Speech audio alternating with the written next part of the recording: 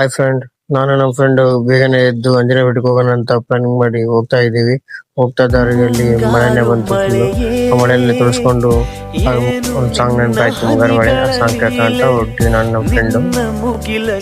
ಕಮಲಾಪುರ ಆದ್ಮೇಲೆ ಅಲ್ಲಿ ಮುಂದೆ ಟೀ ಅಂಗಡಿ ಸೈಡ್ ಹಾಕಿದ್ಮೇಲೆ ಅಲ್ಲಿ ಟೂ ಡಾಗ್ಸ್ ನೋಡಿದ್ವಿ. ಟೂ ಡಾಗ್ಸ್ ಮಾತಾಡಿಸ್ಕೊಂಡು ಇನ್ನು 2 ಮಿನಿಟ್ ಇತ್ತು ಅಂಜನಾದ್ರಿ ಬೆಟ್ಟ ಎಂಟ್ರಿ ಆದ್ವಿ. ನಮ್ಮ ಫ್ರೆಂಡ್ ಕಾಯಿ ತಗೊಂಡು ಈಗ ರಾಮ ಮಂದಿರಕ್ಕೆ ಹೋಗಿ ನಾವು ಕೈ ಮುಕ್ಕೊಂಡು ಜೈ ಶ್ರೀರಾಮ್ ಅಂತ ಮೆಟ್ಲು ಸ್ಟಾರ್ಟ್ ಮಾಡಿದ್ವಿ.